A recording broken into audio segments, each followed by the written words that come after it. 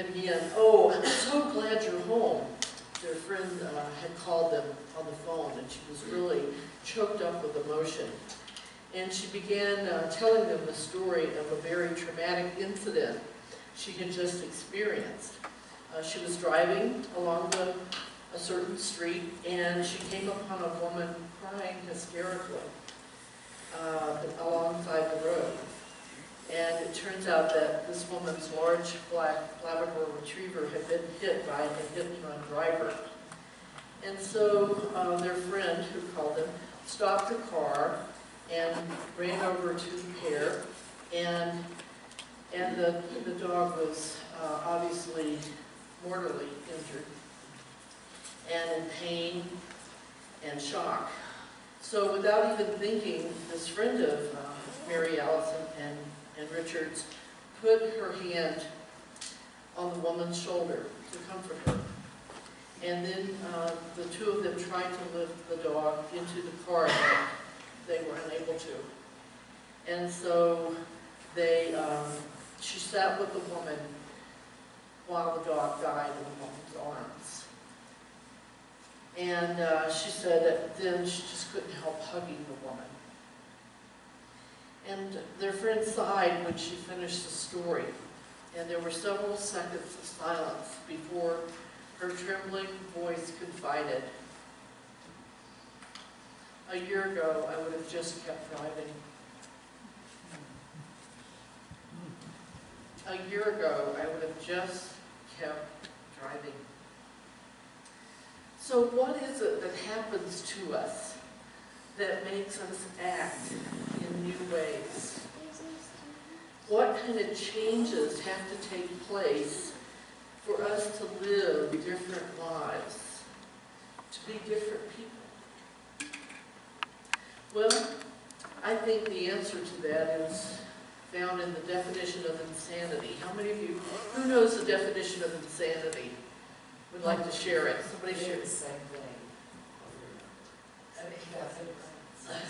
So it's doing the same thing over and over again and expecting different results. Okay? So if we keep living our lives the same way, if we don't make any changes to our lives, we're not going to experience anything different. And so that's what happens when we put new ideas into old mindsets. We just can't get the new results or new behaviors out of our old behaviors. So this message today is intended to support you in putting new ideas into a new mindset for the new year. Because putting old ideas in a new mindset and expecting different results doesn't work. So we want to put new ideas in a new mindset and then experience the new results. In Luke 5, it says Jesus told them a parable. He said, "No one puts new wine into old wineskins. Otherwise, the new wine will burst the skins and will be spilled, and the skins will be destroyed. But new wine must be put into fresh wineskins." So I think what that's saying is that we have to put old behaviors. We can't put new behaviors into this old way of being, right? If we want to have a new experience. We have to put aside all the imagined and comfortable choices and behaviors that have become habitual in order to establish new choices and new behaviors that will transform our lives. So I invite you all to cross your arms. And just notice which arm is on top. Is it the right arm or the left arm? There's no right or wrong answer, by the way. Okay, so now I want you to uncross your arms and recross it by putting the other arm on top. How's that feel? Weird. It feels weird, and it took what? You had to think about it. Because the automatic behaviors just happen We have to be conscious of what we're doing. We have to be conscious, make new choices, and they don't happen automatically until we build enough neural nets in the brain to start doing things differently in a new way. So, my friend Wayne Manning, who's a Unity minister, he wrote an article for a Unity publication. And he said, what do you think is the most common New Year's resolution and the one that gets broken most often? Weight loss? Anybody else say weight loss? Yeah. Yeah, that's what he was talking about. And he wrote, while most of us, what most of us fail to do is address permanent changes in our eating habits. Wow, what a novel idea. He said, trying to put the new wine of a trimmer body into the old wineskin of established and ingrained poor eating habits cannot and will not bring about lasting results. He says that habits unchecked are stronger than conscious willpower every time. Think about that. Habits unchecked are stronger than conscious willpower every time. Only when we fully understand what is really going on at the level of unconscious behavior can we take control and bring willpower to bear. So how many times have you said something like, I'm tired of procrastinating. Beginning tomorrow, I'm not putting things off any longer. And we try. But when we try, but don't do, somehow tomorrow never quite comes. We can't put new ideas into old mindsets. We can't get new results with old behaviors. So how do we get these new wineskins, these new minds out of which our new life will emerge? Well, I like to, I'll share that more with you when we get to the how-to. But what I want to do right now is to take you into our annual white stone ritual. And the white stone ritual at Unity is based on Revelations chapter 2, verse 17, that says, let anyone who has an ear listen to what Spirit is saying. To everyone who conquers, I will give some of the hidden manna, and I will give a white stone. And on the white stone is written a new name that no one knows except the one who receives it. So while everyone's getting their stones, you have a stone and a pencil so that at a certain point in the meditation, I'll invite you to write your new name on the stone. And it's easier to write with a pencil, but then when you get home, you might want to use a permanent marker or whatever to jazz it up a little bit. So everybody's got a white stone and a pencil in it, right? Good. Okay. So I invite you to, while holding the white stone in your hand, just turn within. And this entire ritual will be done in a meditative state. So I invite you to bring yourself into a conscious awareness of the present moment by becoming the watcher. Just observing your breathing, letting it find its own rhythm and pace, letting it gently dissolve any physical discomfort, any mental chatter, anything that would distract you from this sacred process. As you continue to relax in body and mind, realize that the custom in ancient days, when a prisoner was released from prison or bondage, was to give him or her a white stone to carry to show that they were free. Only people who were free would be given the white stone. In in ancient times when people had overcome and made their connection with the divine, they received a new name. Abram became Abraham. Sarah became Sarai. Saul became Paul. In biblical times, a new name was a very sacred thing. Every name in the Bible actually represents a quality that was in the person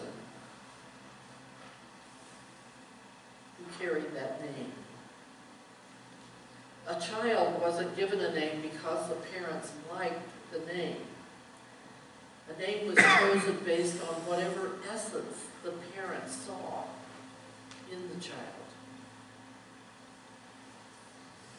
Today, when we overcome, when we conquer, and move forward with faith, we are freed from bondage and are given a new name. So feel the stone with your hand, knowing that it symbolizes your freedom. Release from old ways of thinking, old wineskins, old ways of living. Freedom from the limited ways of expressing your creative life force and spirit. Feel the stone in your hand and know that it represents an opportunity to begin anew with a clean slate. And just silently say to yourself, I am free.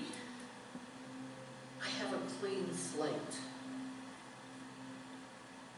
I can choose any moment to not just begin again.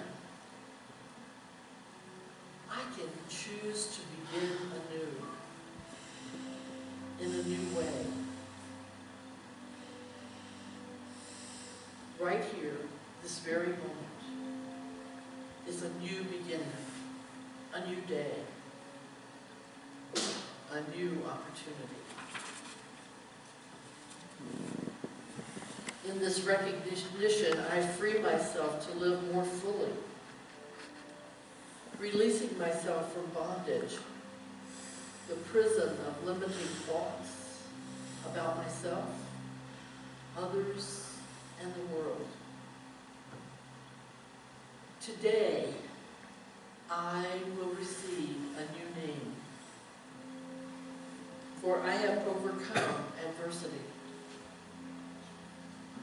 I have freed myself to live more fully, conscious of the activity of spirit in every aspect of my life.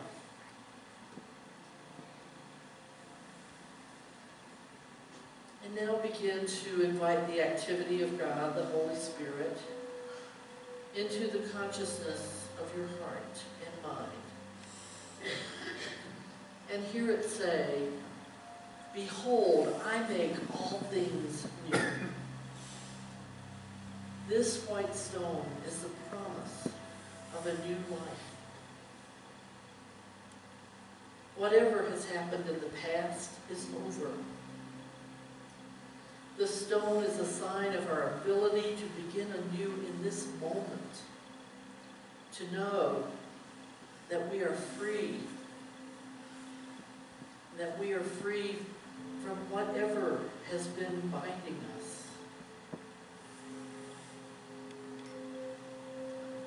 In a few moments, there will be a time of silence for a few minutes to allow Spirit to speak and reveal to you a new name.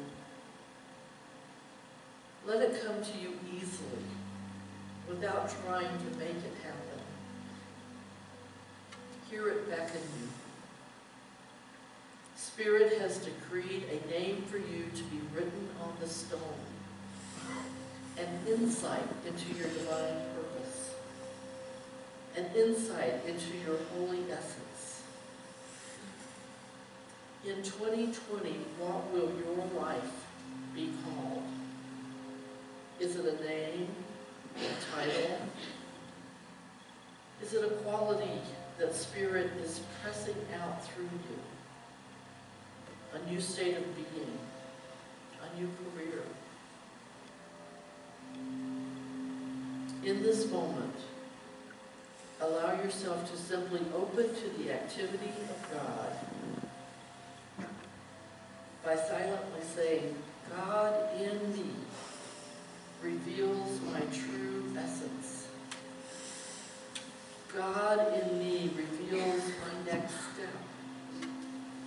God in me lives a joyous, peaceful, fulfilling life. And you may want to start with the words, I am. And then let Spirit reveal the highest good for you to happen to you in your life. What will be written on your stone? And just let's listen together in the silence.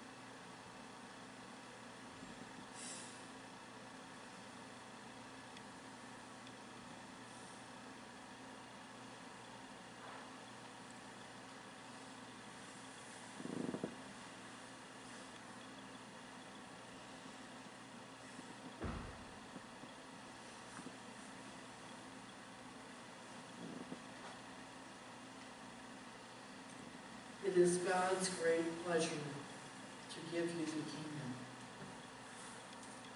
Accept this consciousness of ever-increasing good in your life. And allow a feeling of gratitude and thanksgiving to flow over you as you receive your new name. Along with your new name comes the power and guidance to achieve all that we desire. This is our new name. We see it, we decree it, we claim it. We are on the path to gaining greater insight and awareness and mark a new beginning. The book of Revelation states that the white stone carries a new name, the spiritual identity and a deeper awareness of what God has planned for you. No one except you and God knows what the new name is. It has been given you to be lived out, to be expressed, to be embodied as you. It is what God is calling you to be or do. It is a whisper from your soul that you are so much more than you have ever let come into expression. I invite you to place this white stone on your personal altar as a reminder of that promise. And I invite you to write your new name on it while we're still in this meditative state. And as we gently bring our attention back to this time and place, silently say, thank you, Divine Creator, for the courage to embody my new name and my new life. Thank you, thank you, thank you, that it is so, and so it is.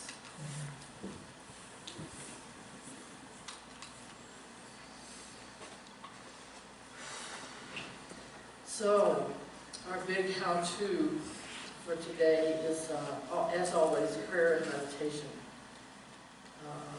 To take the time in your prayer time every day to remember this new name and to see yourself living it in everything you think, say, and do during each day.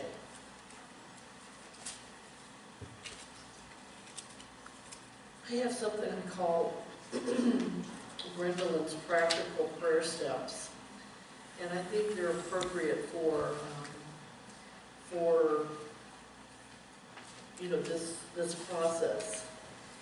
And the first step is to acknowledge. So I invite you to acknowledge any current condition, to do this daily. Acknowledge any current condition that is creating what I call, or what we call in unity, divine discontent. What is it that caused Spirit to give you this new name? And deny it power over you. Don't give it the power to make your life insane or unmanageable. And then affirm the truth. I am, and state that new name. I am. And then take action. Be the difference you want to see in your life. Don't try, but rather do what needs to be done to embody this new name. And then let go. Don't condemn the old concepts and behaviors, just let them go.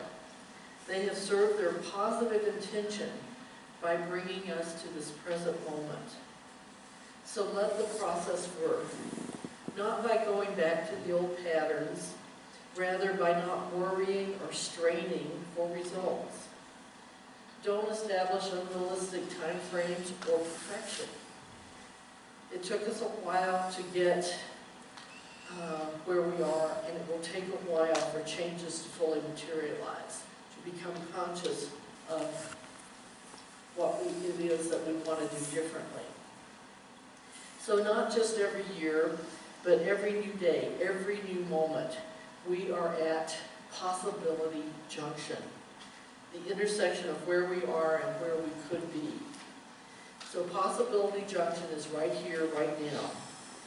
And it's a place at which each now moment gives us an opportunity to begin anew as we decide what we want to get out of life and go for it. Possibility junction is the first day of the rest of your life, the day that you could begin living and stepping into this new name. And so with your new name, I invite you to embrace the possibility that you are and start swimming in the river of abundance that is your divine birthright. So let's do it. And so it is. So it is. Okay. So usually, we have another wonderful sanctified hill.